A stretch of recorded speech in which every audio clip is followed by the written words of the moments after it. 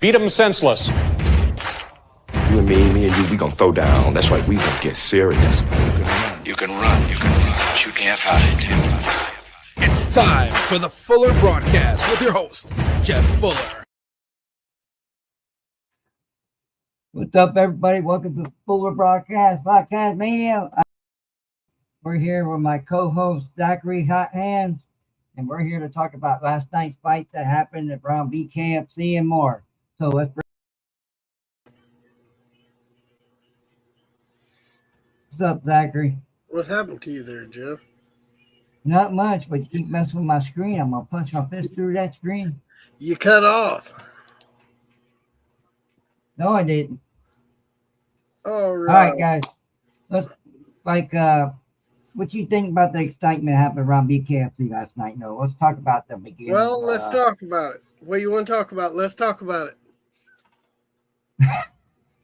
We'll talk about anything, man. Let's talk about, overall. Then we'll talk about fights. Overall, I would give that card an 8.5, 9 out of 10. So we'll say 8.7. I could give it that. Maybe an 8. And you got a lot of showboats. And the first, there were maybe 4 fights there I didn't like very much. They weren't really exciting. So, I don't know. I disagree there because the third fight was Lex Ludlow versus Zach Kalmus. That fight was over before it started. No, I'm just saying, Kalmus, I mean, he's a good fighter, but if you notice as the year changed how much weight he's have lost, I mean, he was a lot bigger back, I would say, when I met him 2 years on my show. I think 2 or 3 years ago, he was a lot bigger guy. Now he lost a lot more weight. I'm just trying to figure out losing all that weight is making him better, or is he better than he was before on his last couple? That's the outcome. I think, if he's losing that much weight, maybe that's putting a lot of stress on his body, and he can't fight like he used to. Yeah, it's possible. All right, so the first fight of the night at BKFC, I really want to talk about this one because I like to watch fights that have no showboating, showing off, dancing in the ring and everything, show off. I like to see fighters go in there and fight the fight, just get it over with, get it done, and, don't showboat. But Joshua ended up winning that fight over Travis Thompson. I mean, if you look at Travis did get beat up pretty good. His face is all banged up, and Joshua really didn't look like he got any damage on him. But the fact that the showboating that he was doing, I really don't like that very much. I mean, I wish he'd just go in there and just fight, have fun fighting, but not doing that much showboating to the other fighters. You know what I mean?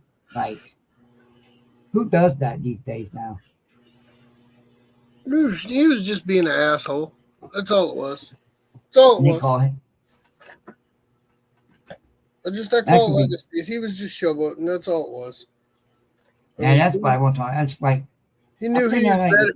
He knew he was better than him, and he just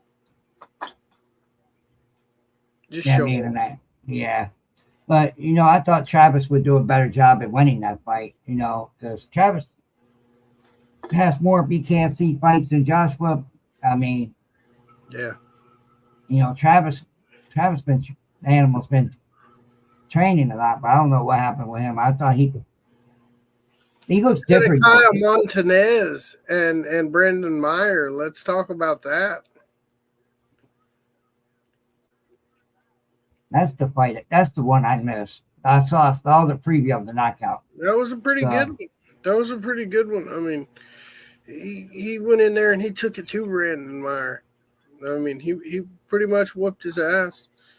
And then Cody Russell beat Harrison Aiken, and man, that was kind of I was sitting here watching with my wife and a couple of my kids, and we all decided before the fight, we were like, yeah, Cody's probably going to win this.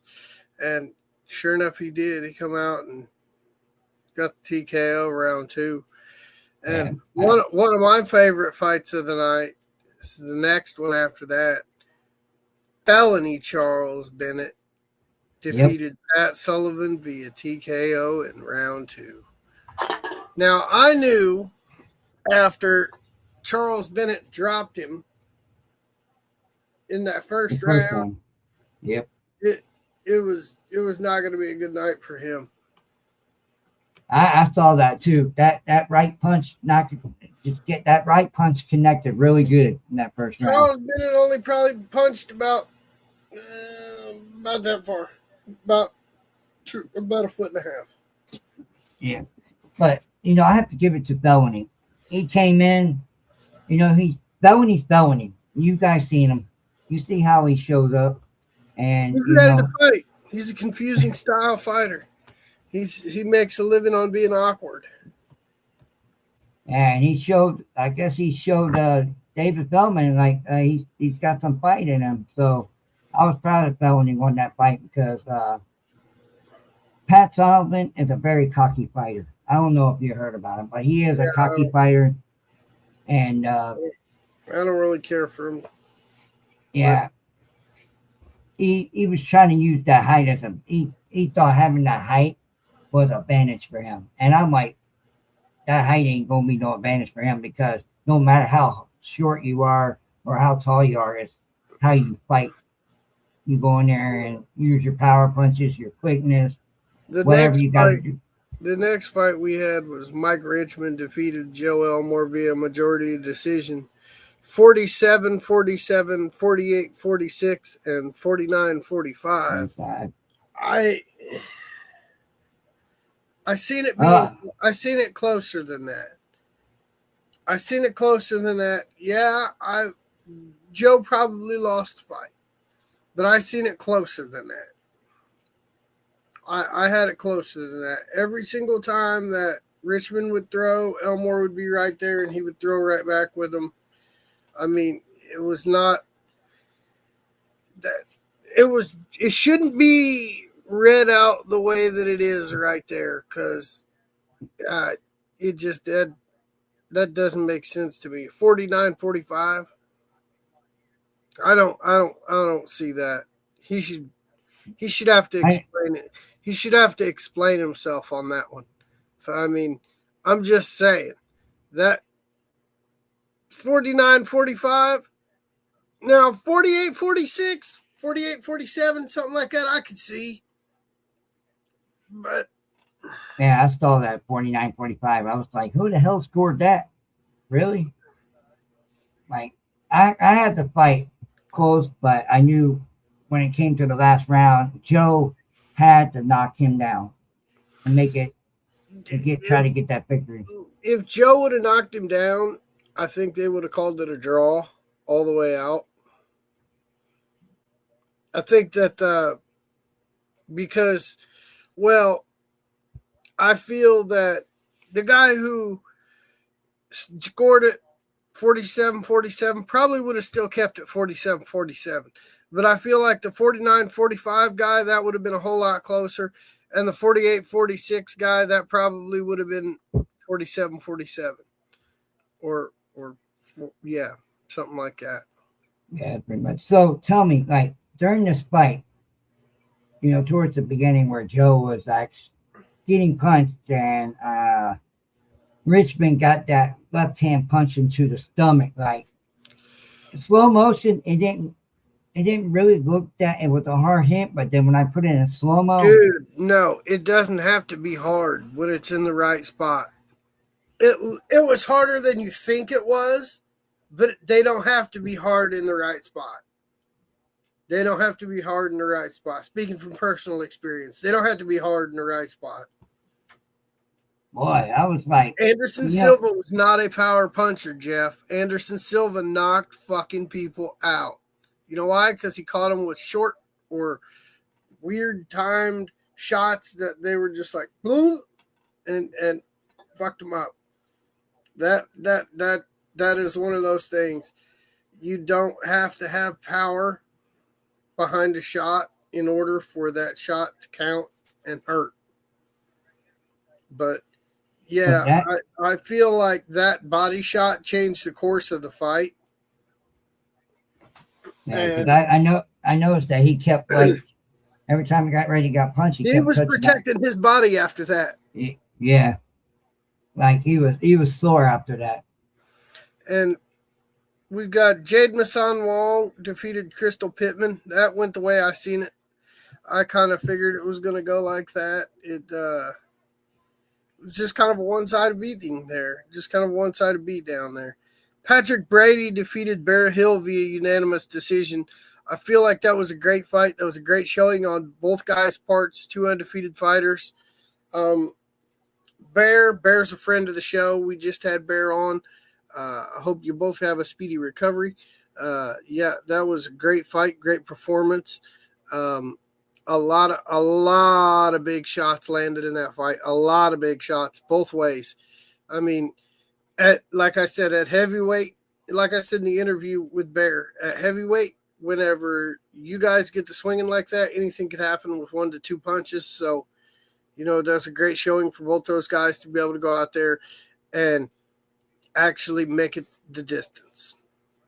Yeah, I like that fight too. It was very interesting. Both guys were going at it, and the toughest man won that fight. But Bear, I love that dude, how he fought. I think he's going to come back strong than ever after this fight. Especially if you guys heard Brady retired, so yeah, he's no longer. He says he's retiring, so he's no longer going to be fighting. But man, I tell you what, the heavyweight division. Ooh, yeah, you saw Bear. He was getting hit. He felt dizzy. Oh yeah, shocked.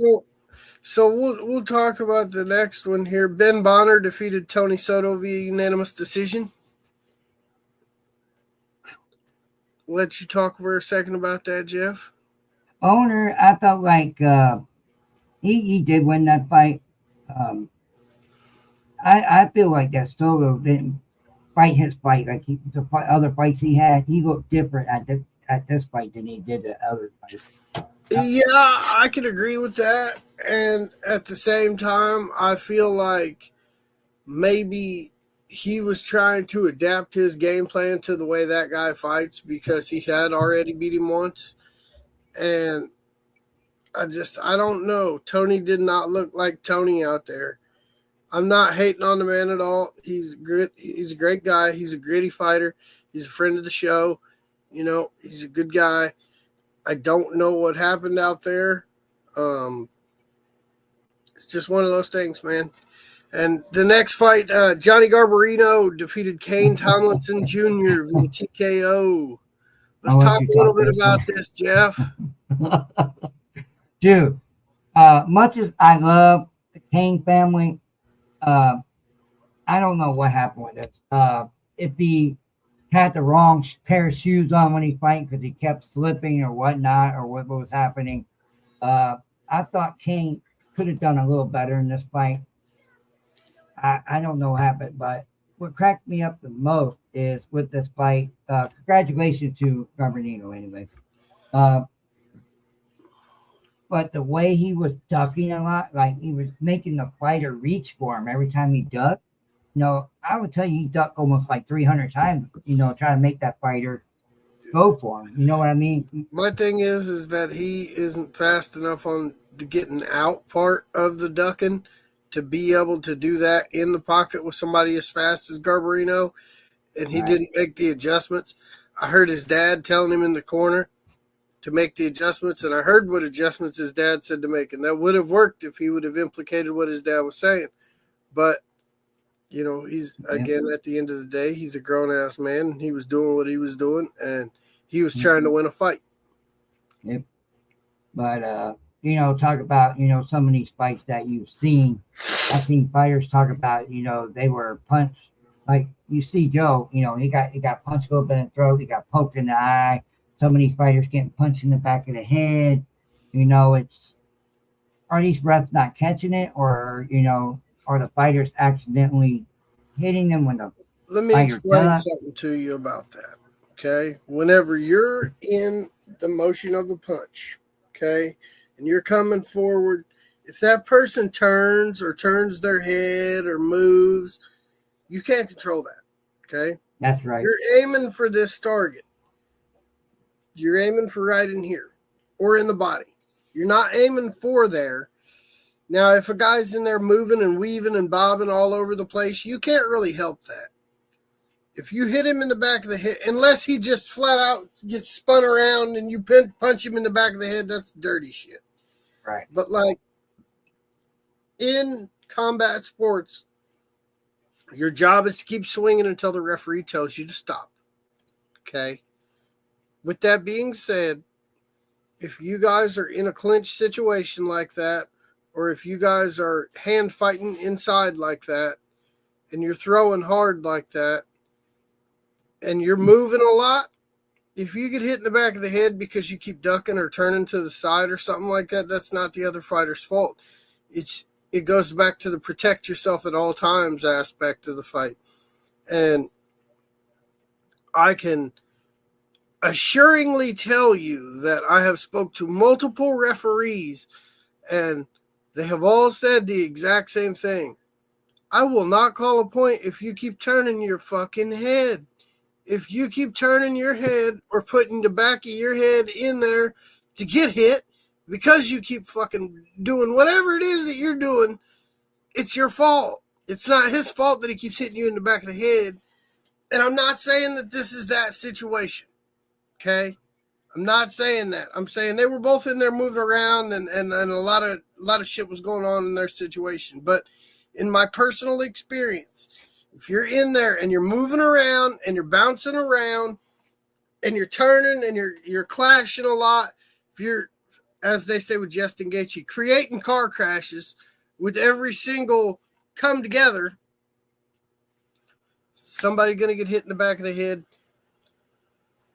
probably multiple times, probably both fighters. And to be entirely honest with you, that is upon you, the fighter yourself, to keep yourself protected in the back of your head, because if you don't, you're liable to get hit. Totally agree with what you said, 1,000%. It brings us to our next fight. Lorenzo Hunt versus Dave Mundell. All right, so I made a promise yesterday. If Hunt wins this fight, I will say on my show that Hunt is the best of the best, pound for pound champion of all time in the BKFC. Congratulations on your win. I believe this fight, Hunt could have took him out in the second, third round, but I'm surprised it lasted 4 rounds. But Dave Mundell's tough, dude. Yeah, he Dave is. Mundell's tough, but like I said, whenever we were talking about this from the beginning, Lorenzo was going to walk Dave down. He's bigger. Yep. He's faster. He's stronger. And he hits a lot harder. He retch out there and stretch Dave out. He didn't hit Dave in his wheelhouse. He hit Dave out at the end. Yeah, it's a Hunt, man. It's like we talked about shows after shows from before. I didn't think Hunt would come back strong as he is now after breaking his thing with elbow, shoulder, whatever he broke. Yeah. I really didn't think he would come back 100%, himself that he was. But he proved me wrong. So it's hard to say, buddy. Brings us to the main event. Ben Rothwell versus Andrei Arlovski. And I had picked Andrei Arlovski. Wallace had picked Ben. We had talked about this. We had talked about this. And I asked who they were going to bring in to stop him. And then they brought in Arlovski. And I said, oh, yep, Arlovski is going to stop him. Immediately, Jeff, you can corroborate this. As soon as I found out that they were going to fight, I said, oh, he's going to fuck him up real bad. He's going to fuck him up. Yeah, we both agreed on that. Yep. And what happened? He got his ass whooped. Ben looked scared to me whenever he came in, and they started out. And Ben, you know, he normally starts like this, back like that. By the time it was all said and done, he was way back here. Susan Hubble says those fights were wild. Susan, let's hear some comments. What you got going? What did you think? Give us some of your input, some intake here. We're just live chatting the shit right now. Just kind of taking the input from people and just going through what we know about what happened. So, I mean. Yeah, also talk about that fight, Rockwell. I did not think he would make it out of the second round, to be honest with y'all. Yeah. Before this fight even started, me and you talked about this from a previous show. Mm-hmm. What's going to happen. So let's see what she said.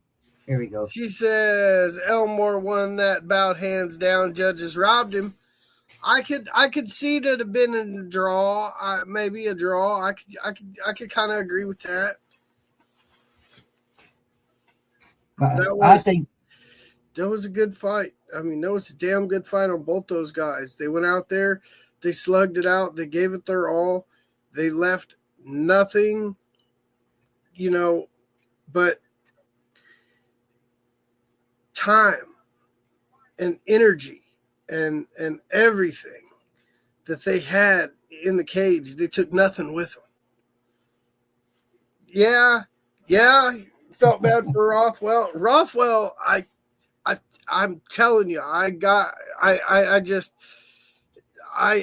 called it out and I said Andre has already knocked him out twice and horribly knocked him out the one time. Horribly knocked him out when they were in the UFC. And it just happened again. That's why I feel like Ben didn't fight the same way, because he was like, well, shit, he's as big as I am. Yeah. He's already knocked me out multiple times. He's already beaten me up. You know, he's taken my best punches. I feel like the fight to make is Andrei Arlovsky versus Perdomo. Yes, that psychology does not leave a person. That's just like with the whole John Jones and his brother situation. John Jones's brother said, I could come to the UFC and whoop his ass. That's exactly right, Susan. Trauma lives in the body. Trauma never leaves the body. A scared dog is always a scared dog, and a scared dog will bite you. That's right. So, that fight right there. So, with Ben losing the championship belt, what do you think is coming next? They already said Perdomo. They said Perdomo, and I don't think Perdomo. Look, if Perdomo could get in there and start hitting on Arlovsky's in trouble, but I don't think that he's going to be able to get in there and beat on Arlovsky like that. I think Arlovsky's too big, too strong. Perdomo's 5'10" or 5'9". Arlovsky's 6'4", bro. And I understand Perdomo beat Adams, didn't he? Yes, he did. Pretty good. But Adams is not Arlovsky. Yes, Perdomo versus Perdomo versus Arlovsky would be wild to watch. It would be insane. And I feel like that, even if Perdomo goes in there and gets his ass smoked in like 20 seconds, they would run it back just based off of his dominance and what he's already done to other people. That's true. We'll see if David Feldman gets that fight going. I spoke to Bobby multiple times about the fight that he had with Perdomo, and he told me Perdomo is deceptively strong and deceptively fast. If he's not, he should be lighter. He should be fighting lighter than what he is. He's just good like that. He hits hard as fuck, like a truck. Yeah. Yeah. So, while we're talking about this, Susan, if you're still on here. Perdomo is a favorite of the boys at the helm here. Yeah. Yep. Perdomo is a fucking stud. Perdomo is a stud. I feel like Perdomo's going to go a long way, but I feel like they need to do Perdomo versus Hunt light heavyweight. So yeah, they could do that. I was getting ready to say that. So Hunt has called out Mike Perry. How do you think that matchup's going to be? So he just wants to be a bully, or what? I don't know. Hunt just called out Mike Perry at the end of his fight. So yeah, smart match for Hunt. It's not a smart match for Mike Perry. I don't. Mike Perry, look, and I'm not saying anything bad about Mike Perry. Mike Perry's a guy that's my size. Okay. Hunt versus Perry, I don't think would be a good fight. I think Lorenzo Hunt would mark Perry's face up really bad, and then would end up knocking him out in the second or third round, because Mike ain't been hit by no motherfucker like how Hunt's gonna hit him. I love Perry. Oh, smart match for the other match that yeah. That was Perdomo versus Hunt. Yes. Perdomo versus Hunt is the one that I was saying. Yes. Perdomo versus Hunt would be a fucking slugfest. Perdomo versus Hunt would be an absolute. They could make that a fucking $100 pay-per-view and people would watch it. Yeah, they would. You know why people would watch it? Because it would sell fucking tickets.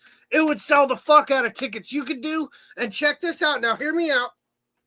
You could do USA versus Cuba, or US Team USA, and then have Team Cuba, and then, Team Africa, Team Mexico, so on and so forth. Because there is guys from all these national backgrounds that are all mixed together in here. And you could just have who is the best fucking combat sports fighter in each division in the world. Because there is guys from everywhere. There's guys from everywhere. We got Native Americans, we got Hispanics, we got big-ass Frenchmen, we got big-ass Russians, we got great big old Mexicans, we got great big old Canadians, we've got huge stars from Japan and China. Let them fight. See who the baddest of the baddest of the bad is. That's right, Susan. See who the baddest of the bad is. We got 5 people in here watching us now. Yeah, it's like ladies and gentlemen, we appreciate you stopping in to talk with us. Anything you guys have to say, go ahead and run it down there. We'll be glad to get you. Oh, we're gonna sit down. So what's up, guys? Thanks for joining us. How is everybody doing tonight? So think about this. You should talk about the best of the best. It's like a movie they made back in the 80s. Bring out the best of the best and see who will come out on top. That's what I like right there. I want to see that. That's right. As soon as you mention Team USA versus Team X, V, I, G, L, whatever team that it is, people will put butts in seats. They'll bring dollars through doors, and they will watch on pay-per-view. That is what happens. Anytime you bring patriotism to the table, people flock. You could, and you could even have just everybody. You know what I mean? You could have everybody start out doing like they do on a Contender Series type thing, or like the BKFC amateur type series where you have Team USA, Team Mexico, Team France, Team Germany, so on and so forth. Whatever affiliation or whatever nation or wherever you think that you want to come from or say that you're from or your nationality links you to, get your team, get there, get it going. That'd be the way to do it. It's a $1 billion idea. It's going to put a lot of eyes on the sport that would otherwise not care, because you're adding patriotism into that factor.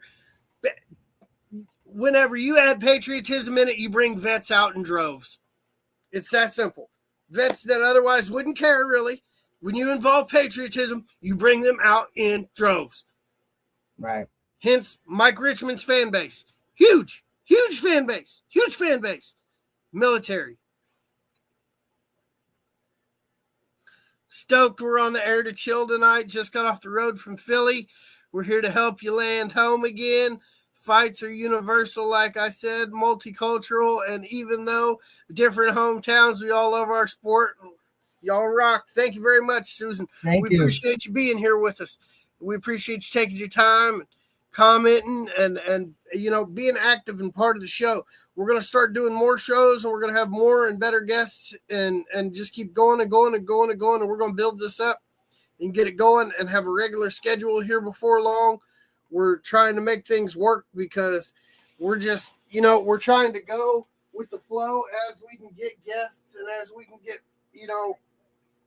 things situated with our schedules and with everything that we've got going on, family and personal wise and work wise.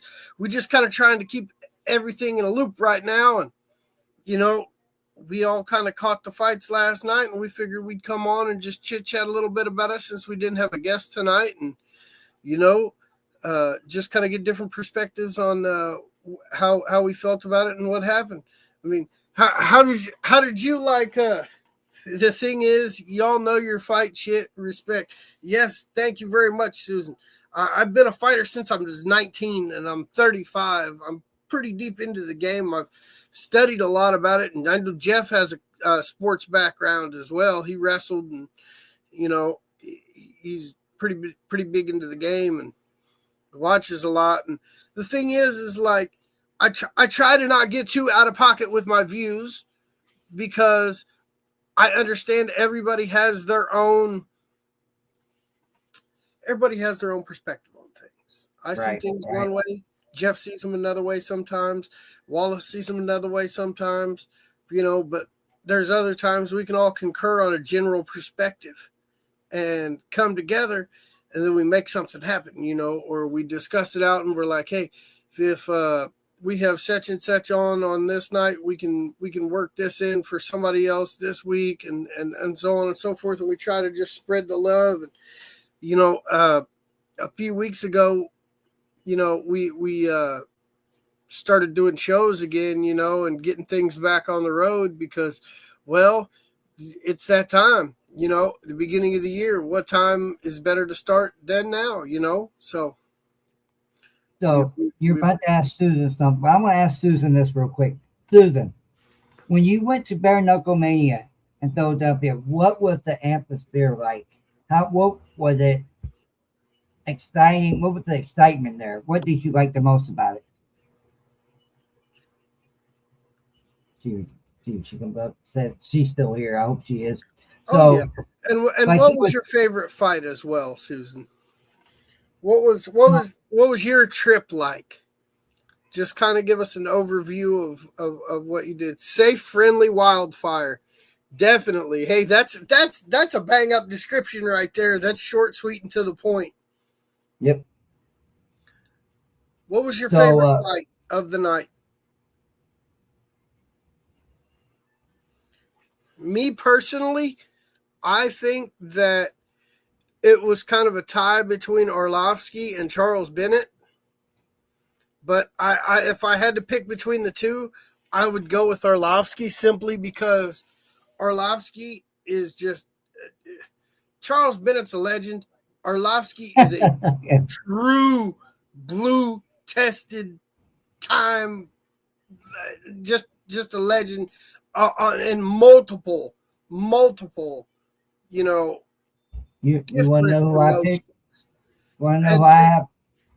Yeah. What was your favorite, Jeff? So, out of everybody that was fighting, all the matches, I loved that heavyweight matchup between Hill and Brady. That fight, those fighters just went head to head. I mean, they kept punching. They didn't stop. Even though their cardio was so bad, they still went at it. But that's what happens when you're that big. Your cardio kind of suffers. Susan says her favorite fight, she would have to say, was Elmore or Ludlow. Ludlow's debut made her happy. Ludlow is somebody to watch out for because he's an accurate puncher and he's strong and he'll take one on the chin to give one. I was definitely surprised that the fight went the way it did. I expected Ludlow to get the W, but I did not expect Ludlow to come out and get the W in the way that he did, to dominate like that against Kalmus. I mean, it was, I mean, another level. There's levels to the game, and yeah, I like Ludlow's style too, Susan. It's one of those things, like, there's levels to the game, and Ludlow is a couple of levels above Kalmus in the way that he, comes in and handles business. I would like to see maybe I would like to see Ludlow versus Bear Hill. Ludlow come up to heavyweight, fight at heavyweight, because he was, 205? Yeah, Lex has discipline. He really does. He definitely was coming in strong with the way that he was popping everything off. He was not out here reaching. He was in tight in the pocket. He was just laying in short, crisp punches. And every time that he got the chance to, bust one up, he was definitely coming in. Yeah, that would be a crazy fight, Lex versus Bear. I would like to see that. That would be a hell of a fight if Lex came up to the heavyweight division. I mean, Lex is in pretty good shape where he's sitting, but I don't see Lex beating Hunt at 205. So I think that maybe he could go up and do a little bit of damage there. And that would probably be, he would probably have a better chance at getting up there and fighting for a title in the heavyweight division versus fighting in the light heavyweight division, because the light heavyweight division is kind of deep. I agree with that. I agree with you totally. But would you think Lex would go up to heavyweight? I do not know. I do not know him personally. I'd love to have him on and interview him sometime. Man, we should figure out that sometime, because I think Lex, where he's at right now, I feel that in that weight class he's comfortable. Maybe fight a couple more, and maybe move up to heavyweight. He'd be ready for that. Yeah.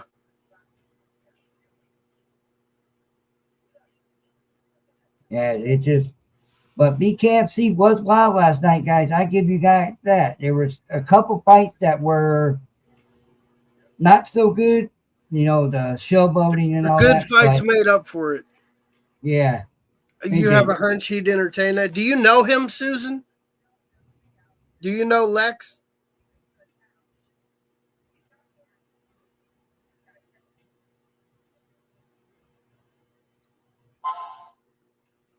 If you know him, it'd be wonderful if you'd have him reach out to us. We would definitely love to get him on.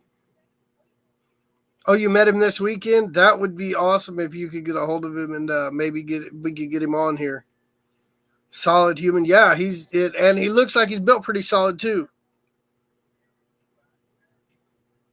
So give us your perspective about what do you think about Hunt? Definitely, that would be great, Susan, if you asked him. And what do you think about Hunt? What do you feel about Lorenzo Hunt, Susan?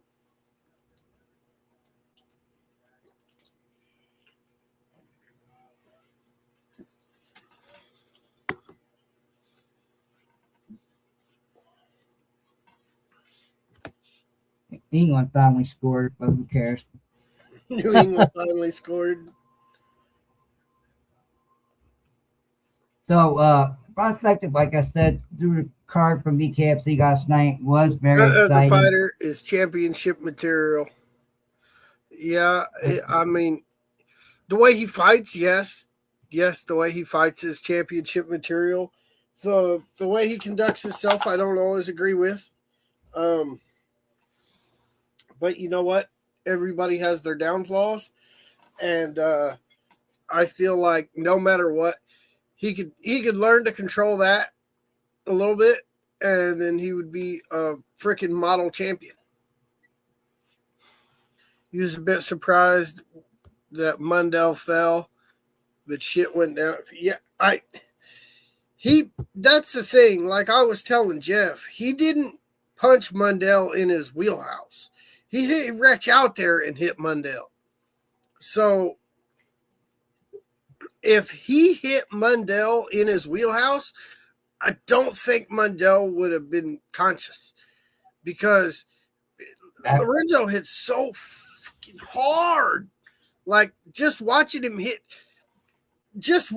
hit like in here, and whenever, you know, when they come in and they really start teeing off, just watching him hit in the arm, like you can really feel and hear that. It like, because I mean I watch it on 80-inch TV, and it's almost like you're there, but you can hear that, you can feel that. And as a fighter, I know what it feels like to be hit like really hard. And okay, let me put it to you like this. It's one thing to get hit. It's another thing to get kicked. And the way he hits is the way most people kick. So, so if that kind of gives you the way out of situations on how I feel about that, that guy hits like a fucking truck. There's really, I mean, he might be a cocky asshole, as some people would say, but he has not really shit talked too much that he couldn't take care of. I mean, he's lost what, twice, and the one time was because he broke his fucking arm. I mean, he got knocked down really bad, but broke his arm. Yeah, he won twice ever since he broke his arm. Yeah, that's about right. Yeah, that's right. He is arrogant, but he's earned it. Definitely, and that's kind of what I was getting at, and that's why Jeff made his whole speech about how he respects Lorenzo as the best BKFC fighter in the world. You know, because that's just how it is. Because I mean, at the beginning, I'll tell you the truth. At the beginning, I really didn't like him that much because of his cocky attitude in the press conference. His attitude doesn't offend me like it does some folks. I don't know. Well, I mean, I get that too. And like at the same time, okay, as a fan, no, it doesn't offend me. As another fighter, yeah, that's kind of fucking offensive. You get what I mean? It's like, when you're in a business and somebody else says, well, I'm better at this business than you are. Rah, rah, rah, rah, rah. For instance, it'd be like singing. It'd be like somebody saying they were this great singer and this, that, and this, that, and this, that. And your daughter's like, hey, I'm a good singer, motherfucker. I'm a good singer. Because she knows deep down she is a good singer. Yes. But it's one of those things. It's kind of the similar, you know, the kind of the similar plate, if you will. Yeah. That is true. There should definitely be at least a generalized margin of respect amongst professionals. That's true. But you got to know. But you have to know. I know it. She is a good singer. I know it. So you have to, like you said, talk about the respect of fighters. You know, some of these fighters in any combat sports, you're going to find some fighters will not show you any respect at all. That is true. Like, so I don't know. I've seen it. I've seen it, and it's like, why are you being an asshole? We're here to show the fans what kind of fight we could give you. That's true. You know, but you know that's why I didn't like Hunt at first. But now I got to the point where Hunt surprised me after being injured, breaking his arm, and proving me that he could fight the fight and win. You know, got his belt back and everything. So you know, I give respect to him. What I don't like is people like Patrick Sullivan. I'm gonna beat your fucking ass. Bro,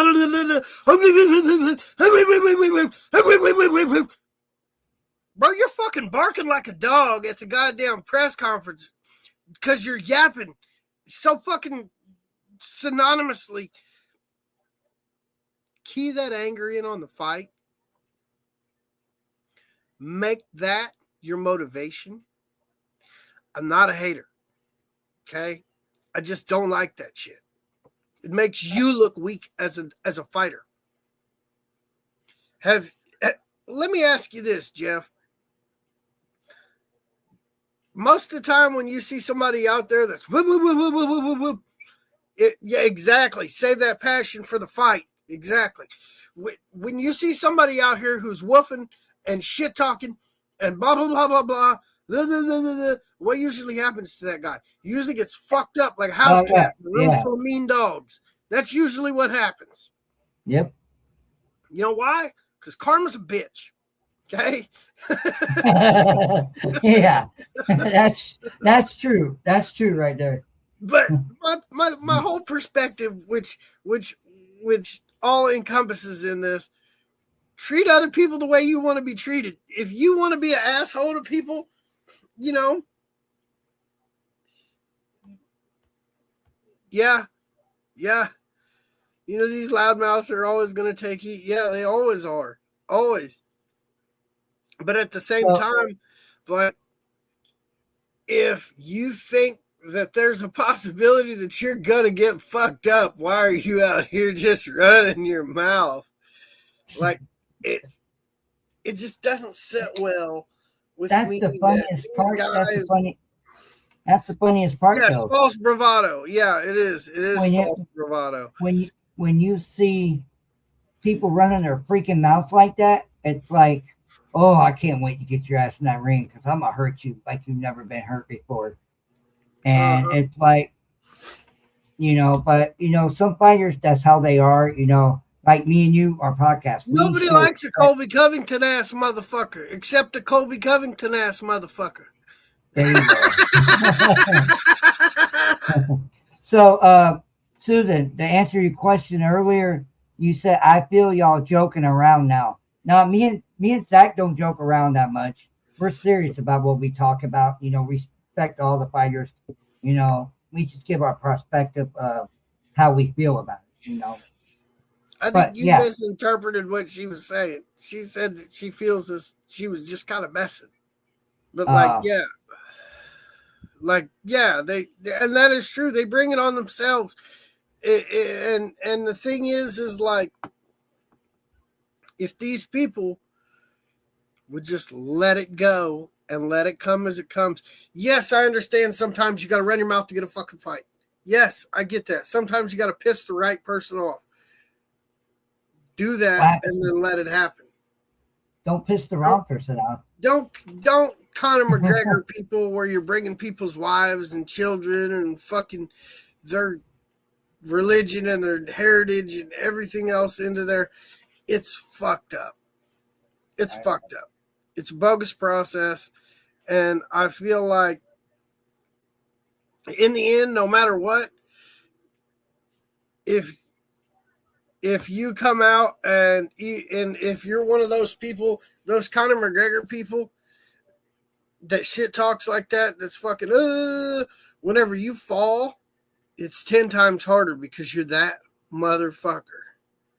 Yeah. So, before we get ready to end this show, so Susan, overall, what would you rate that fight last night out of all the events that you've been to? What would you rate that card last night?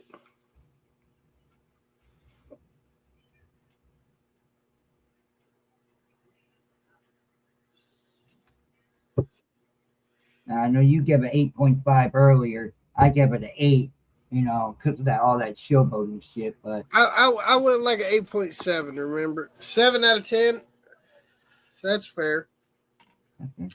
So what made it a 7? What felt like could have proved, but what could have been better?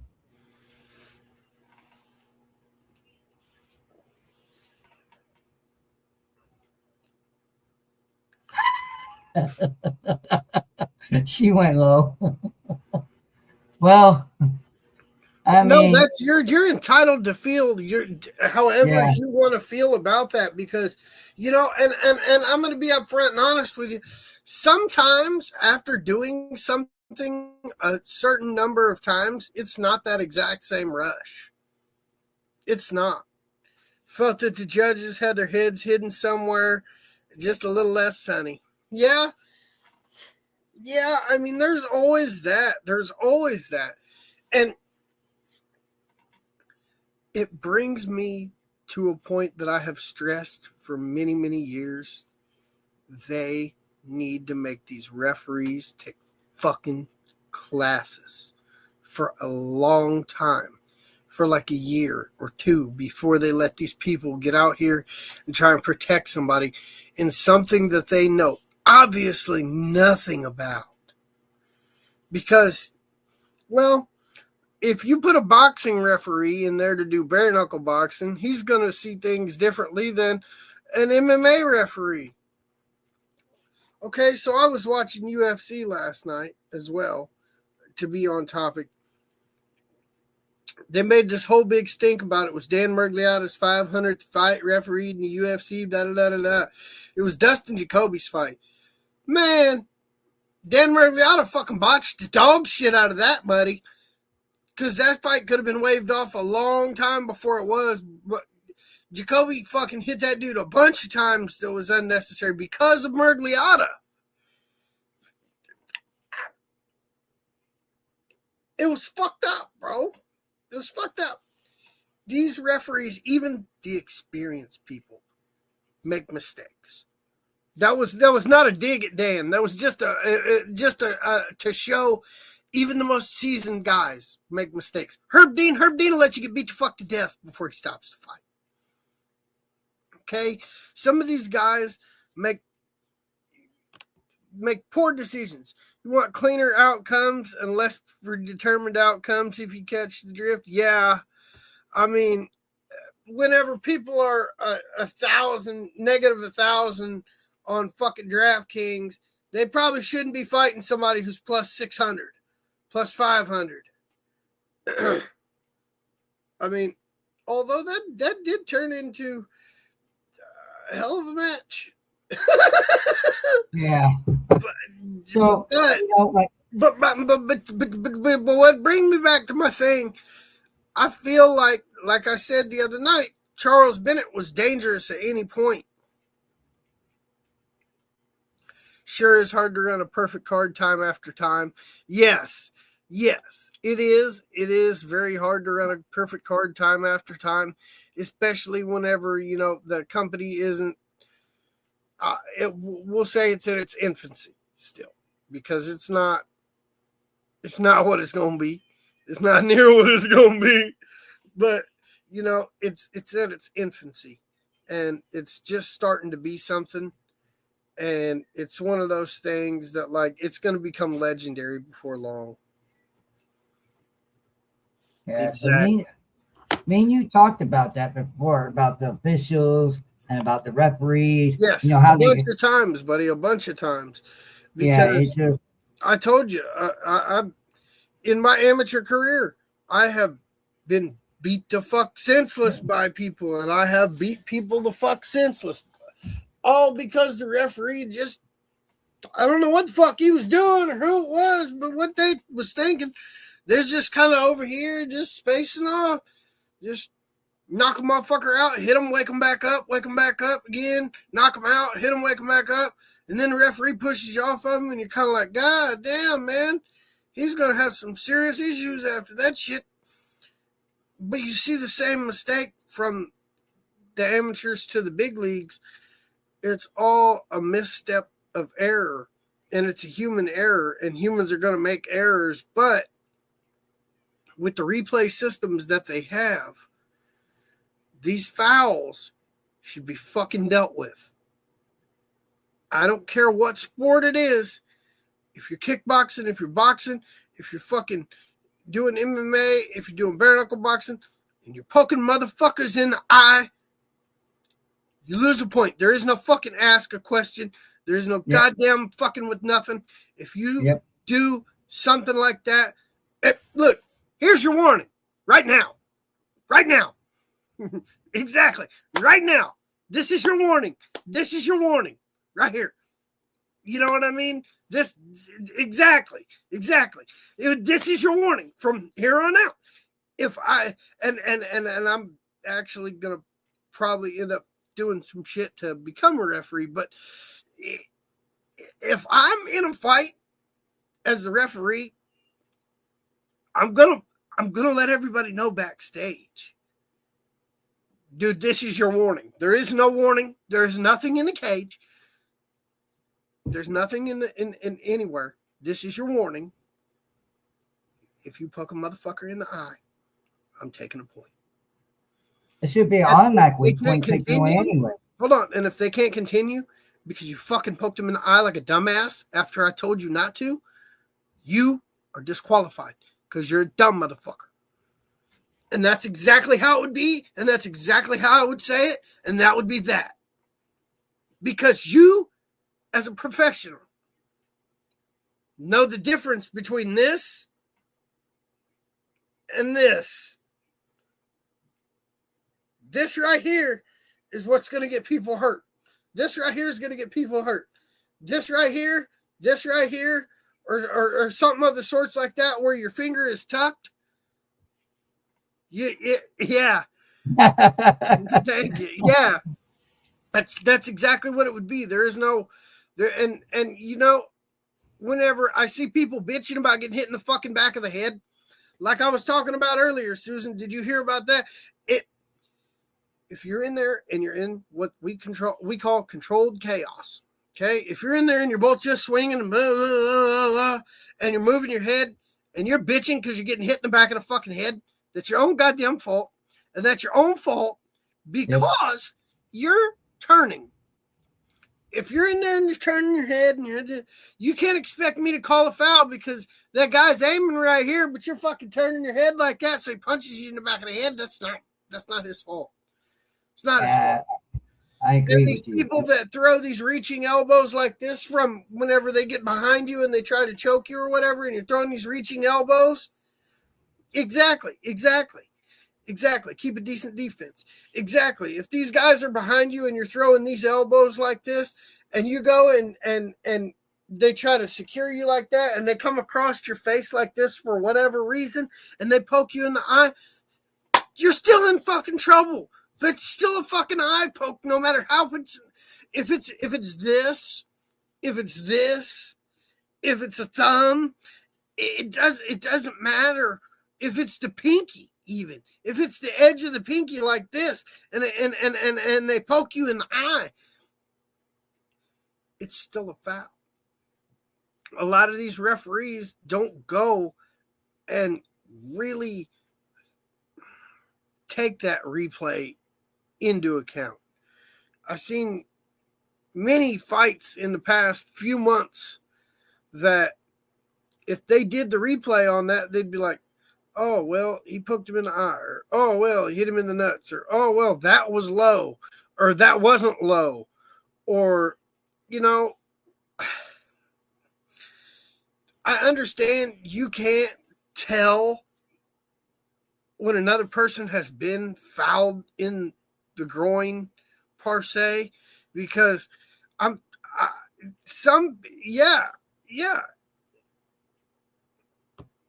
exactly. It's not a fair game yet because you have referees that don't call shit, or you have referees that call everything. You have doctors that'll stop a cut for one guy that won't stop a cut for another guy. You got doctors that are out here that are like trying to confuse. They ask you fucked up questions whenever you're in the corner. They ask you fucked up questions to try to confuse you. Because, now, in my experience, every time that I've talked to a ringside doctor will come up to you before the fights, and he'll tell you a phrase, and he wants you to remember that fucking phrase to tell him that phrase if he thinks that you're fucked up. Well, I got news for you, buddy. I'm worried about the fucking fight. I'm not worried about your fucking phrase. And then that confuses people. I've seen that multiple times where, oh, you can't remember the phrase and blah, blah, blah, blah, blah. then they'll start fucking with you and checking you out and making sure you ain't concussed and this, that, and other. Well, of course, anytime you take punches to the head, you're concussed. No matter I what. agree. It's one of those things. But we're going on an hour now, guys. So I think we're going to have to shut her down, aren't we, Jeff? Yeah, let's give so I just want to give a huge thank you for Susan showing up on the podcast to watch our show. Hell yeah. I appreciate your love and support for us. Appreciate it. Hope you continue, and we'll get some more fighters on here to talk to our show. We need some different fighters on here to talk about their past or their future fights. Give us your take on it. Feel free to say what you got to say. We'll say something back to you. What about you, Zach? Well, anybody that wants to get on here that, we can get on here that's within reason, we'll try to get you on or get you set up to come on. Or, if you've got a show coming up or something like that, you want to promote your show, get a hold of us. It doesn't matter if your show's in Cleveland, Ohio, or if your show's in Washington, or if your show's in Oregon or Montana, or, it doesn't matter if your show's in Florida or if your show's in West Virginia, or if your show's in Texas. Doesn't matter if your show's in Idaho, Iowa, or Nebraska. You just get a hold of us and we'll put you on the air. You can talk about it. There's people from all over the world in all of our groups that this is shared to, and they would love to hear about it. And I'm sure if you've got a pay-per-view, at least somebody's going to buy it to check it out, because we're all fight fans around here. That's right. So, if anybody wants to sponsorship our show, feel free to call us, message us, whatever. We'll talk about sponsoring our show. We need some help, guys, here. So if you want your logo showed up on our show, just give us a holler. Once again, thank you for watching the Fuller Broadcast podcast. Maybe we're out. See you guys soon. Have a good night.